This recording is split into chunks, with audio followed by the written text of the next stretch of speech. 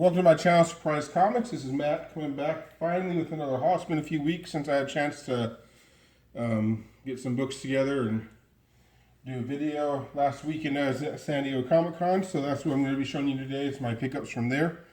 It's a week before, or 6 before that, and so it's been a few weeks. So glad for those of you who are back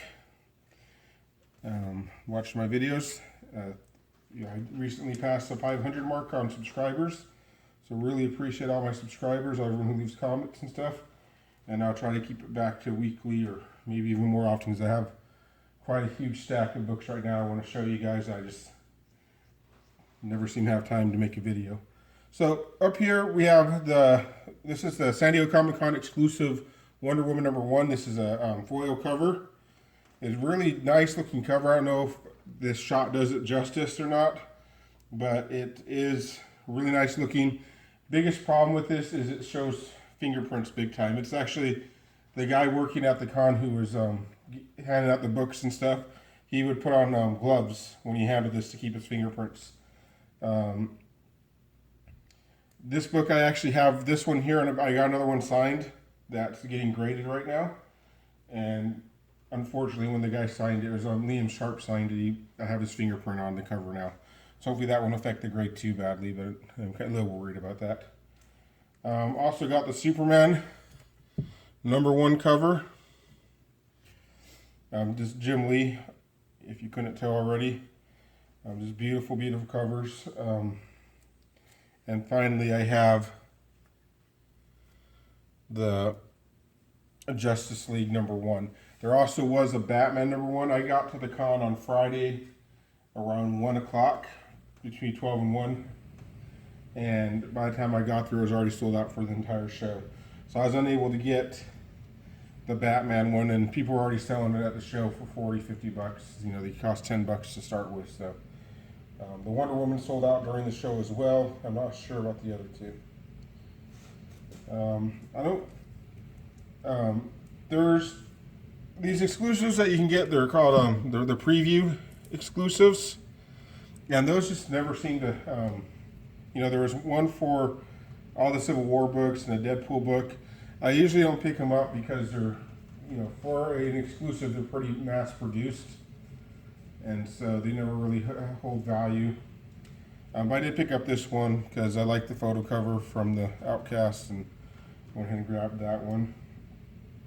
Probably my favorite exclusive covers from this con were the Negan Kills variants. So here we have Negan Kills Birthright. That one seemed to be pretty popular at the show. Negan Kills Thief of Thieves. You can see Lucille featured on this cover as well. And my favorite of the Negan Kills is also my favorite of these books is Negan Kills Manifest Destiny. I like it as you see Sacagawea back here creeping up, so Negan might have, it may not be Negan Kills, maybe it's Negan Killed after she gets done with him. So those were the Comic-Con exclusives I picked up. I didn't pick up any of the Marvel ones or a lot of the previous ones, like I said. The Archie ones were, the Archie Adam Hughes variant was sold out before I got there. The Power Rangers one was sold out before I got there, so I missed out on quite a few. And it was actually a pretty big surprise because I've been going to the cons for years, and most of the time on the comics, you can get them up to the last day. No problem, they don't sell out, but that's not what happened this time. So that'll be a lesson for next year. These aren't all the comics I got that I'm showing you. These are the ones that I didn't send in. I got about 23, 24 books I sent to CBCS to get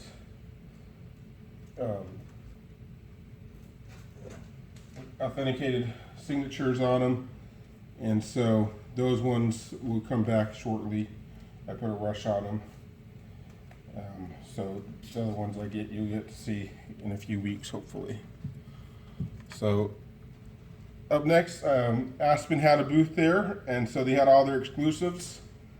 I was able to get the Justice League Michael Turner variant. Both the sketch and the color. Also got the Amazing Spider-Man 15. Both the sketch and the color. And I like that one so much I bought it twice. So I got 2 sets of that one. And then I got the second print of the Batman Rebirth one. And I did get a copy of the first print, but I only got the color version. When I bought this one, the guy in front of me bought the last one. So I missed it by like seconds. If I had just gotten in line a few seconds earlier, I would have had the last sketch variant. But it's, you know, to be honest, I'm about to get a little controversial right here. I've been hearing people raving about this cover, and you know, nothing against anyone who likes it. If you like it, great. I just think this is some of the worst Michael Turner art I've ever seen. Now, what I think, when I first saw it, the eye appeal was just like, bam, it catches your eye, it looks awesome, great coloring. But once I started looking at the picture, looking at some of the proportions and stuff, it was just wrong. You know, first off, we have Batman with some sort of weird Steve Urkel, you know, with his waist out in front of his chest, his shoulders pulled way back, you know, reminding me of old Jaleel White walking around in Family Matters. His arms are like as thick as his waist is. And you can see he's obviously standing on something right here. And his legs just kind of disappear. And it's just, I just, you know, once there's so much going on and going wrong with it, it's just hard to not see it once I noticed it. It's one of those covers, like I said, when you first saw it, the eye appeal is just amazing. But when you start breaking it down and really looking at it, I just, you know, it's just a bad picture. And, you know, usually, and I'm a huge Michael Turner fan, but this is not his best work. But, you know, a lot of people love it. Great. Awesome. I got this, obviously, with my opinion on it. You can tell I'm not the biggest fan of it. In all likelihood, I will flip this. I'll probably eventually send it to get graded first, just because you know, there's other Batman Rebirth exclusive variants I like a lot more than that one that I'd rather have in my collection, and all honesty, I'm probably not going to get them all, just because there's way too many of them and there's better ways for me to spend my money. So those are my Aspen exclusives I picked up at San Diego.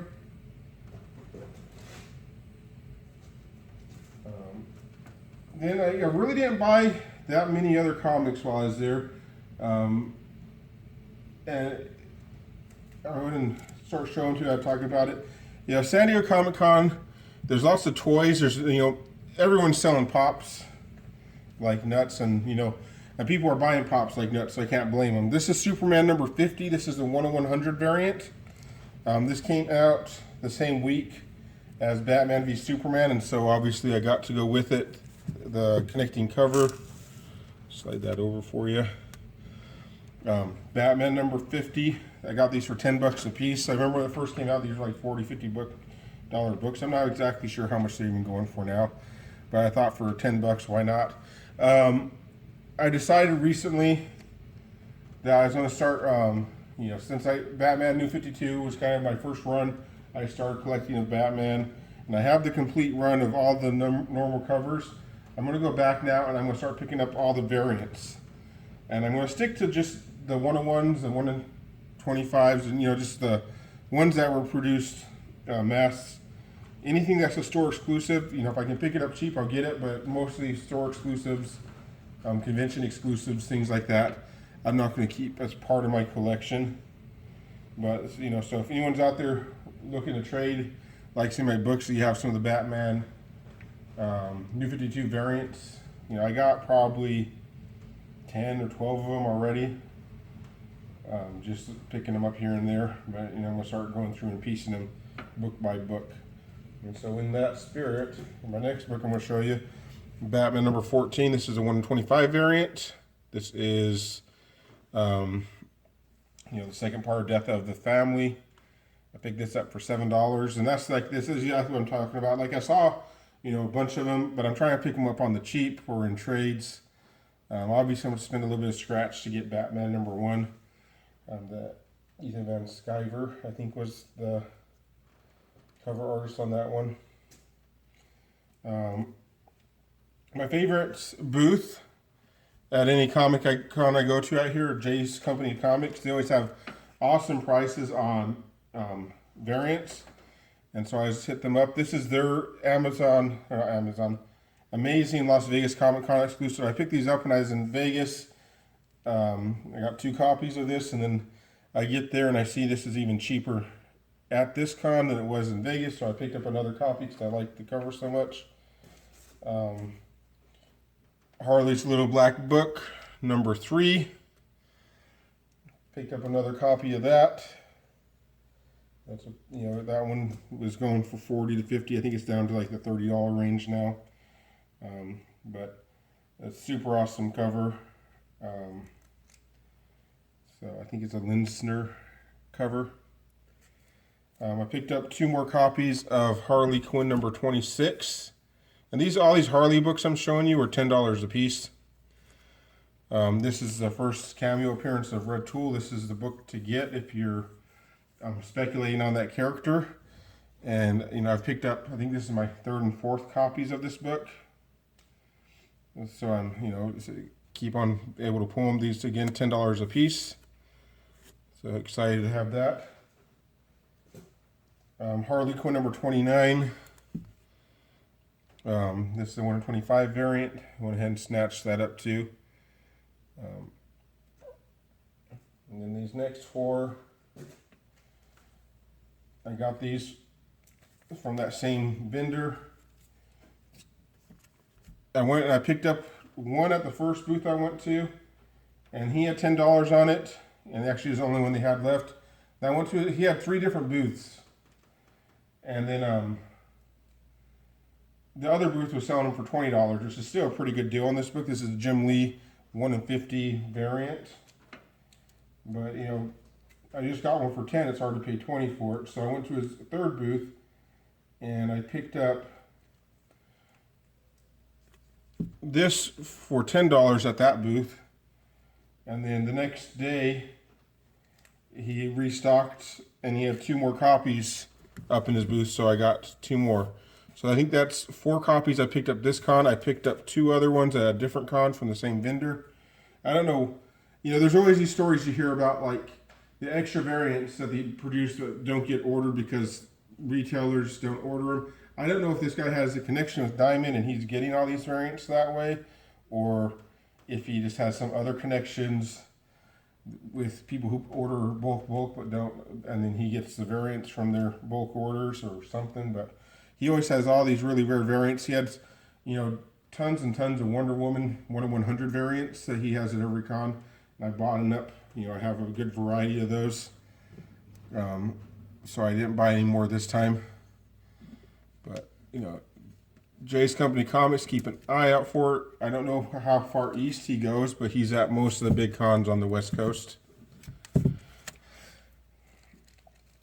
couple more books I picked up from him coming up. I got Deathstroke number 1. This is the 125 variant. I picked up 2 copies of that one. I think I paid $15 for one and $10 for the other. One of them's like really high grade. The other one's just high grade, like probably 9.2. The other one's like a 9.8 potential. I also got, this was $20, Lois and Clark number 1, 125 variant. That's a $60 to $80 book. Picked up another copy of it. It has 3 different booths. I hit all 3 booths, and I picked up two of them at 2 different booths as I was there. And then his Amazing Arizona Comic Con exclusive Spider-Man Deadpool number 1. And he had that pretty cheap, especially compared to how much he was charging for it the first time I saw it. So I want to snatch that. And then he had this one up, Incredible Hulk number 92. This is the first appearance of the Planet Hulk, or the first in the series of Planet Hulk. It's a pretty pricey book. And he had this one, I think, for $30. And then this one was like $20. And the $30 one's actually a lot rougher shape than the $25 one or the $20 one. And so I decided just to get them both anyways, because they were both had, were really underpriced. So why not get both? And the main book of my con, the one that I've been hunting for years, that I've seen many times but never saw it in my price range, I finally was able to get myself a copy of Batman 251. This is the book that I decided, 3 or 4 years ago that I wanted to get it, and I've been keeping my eye out for it. I'd see it go on eBay, and it'd always just get a little bit out of my reach. I didn't want to spend, I didn't want a copy that was like, obviously I wasn't going to be able to afford a high grade copy of this, because it's just not my budget for my personal collection to spend that much on a single book. But I didn't want a copy that had tears and really bad creasing. And obviously this one, it does have its issues. A lot of this will press out pretty nicely, and it presents really well for the grade. And I think the guy who's selling it probably graded it a little harsher than he ought to. Regardless, I was super happy with this. It's a comic I've been looking for ages, trying to get added to my collection. It's the 9th book in my top 10 for the year of books I was looking for. So I have 9 out of the 10 books now that I was hoping to get this year. The 10th one is Batman 232. So, if I have a good Christmas, and maybe I'll be able to pull it before the end of the year. But, obviously that one's well out of my price range. If I'm having trouble affording this one, that one's a little bit tougher pill to swallow. But, and if anyone likes my stuff and they have the 232 up, I got some really nice grade books and other things that I'd be willing to work with you on a swap if you have that book. But that's my con haul. And actually I do have one more thing to show you, but I'll have to cut to show it to you for my San Diego Comic Con experience. And so that's coming up right now. Okay, so San Diego Comic Con, they have a lot of ways they do things as far as getting tickets to get in lines and to get exclusives and things like that. There's this place called the Sales Pavilion, which is basically just this big, humongous kind of courtyard on the roof, and the roof is covered with sales, and that's why it's called the Sales Pavilion.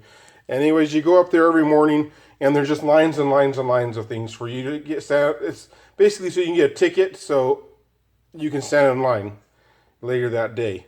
And so I went up there because I wanted to get Scott Snyder and Jock tickets, so I can get their signatures on some of the books I had that I brought with me. And so I'm looking. I find the DC and Warner Brothers lines where you stand in to get your tickets, to get so you can get your tickets to get your autographs. And I finally find the line, and so I just kind of hop into it. And it's about 50, 60 people in line, and it starts moving, and then I'm going through, and I'm just there to get some autographs for some comic creators, and then when I find out this line wasn't just for comic creators, this is also for TV shows and stuff. And so I got to the front of the line, and they said, okay, what do you want to get? And they had, Scott Snyder, Jim Lee, then they had the Flash cast, the Gotham cast, the Arrow cast, basically all those WB properties. And so at that time I took the opportunity, and I said, okay, well, I guess I'll get the Flash. And so I was able to get this band right here that entitled me a spot in the line for the autographs of the cast of Flash. And so this is what I got.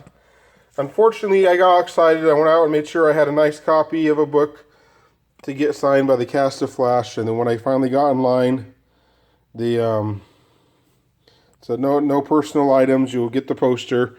And I was a little bummed about that because I wanted to get it, get it slabbed and have all these autographs on it of all the cast members. But the cast was super nice. You know, I got like, 20, 30 seconds with each member of the cast as I was going through, and I got to thank them and talk to them, try to make a joke, make them smile. A lot of them were real friendly and real charismatic. Um, you know, and and to my surprise, we had Tom Felton. I believe Tom Felton was there.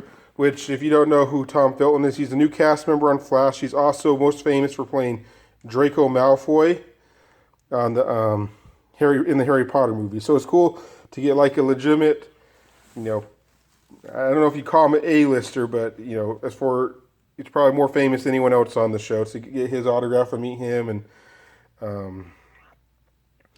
talk to him for a few seconds. Grant Gustin was super nice. Jesse L. Martin was great. And it was just really cool experience to meet all these people. I never got my Scott Snyder and Jock signature, so I was a little bummed about that. But that gives me another mission next year, or if hopefully I can find him at another con before then, and I'll do that next year. But this is a super cool opportunity.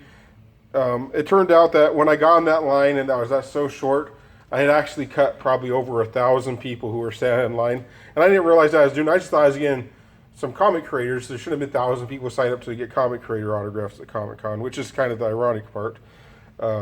So I definitely jumped the line. It was a cool experience. I'm sorry if anyone out there who was camping in that line since like the night before to try to get these, and I got it and you didn't. Sorry. It was an honest mistake, but I'm definitely not going to give this back to you. So that's my haul. That's my Comic-Con experience. Thanks for watching. Comment, like, subscribe. Sorry if I hurt your feelings on the Batman Rebirth Michael Turner cover. But, I'm entitled to my opinions if you like it. If, you're entitled to your opinions if you like it. I'm entitled to mine if I don't. So don't want to start any wars over that. But thanks, and I hope you enjoyed it. Oh, no, not the beast! Not the beast! Ah! Oh, my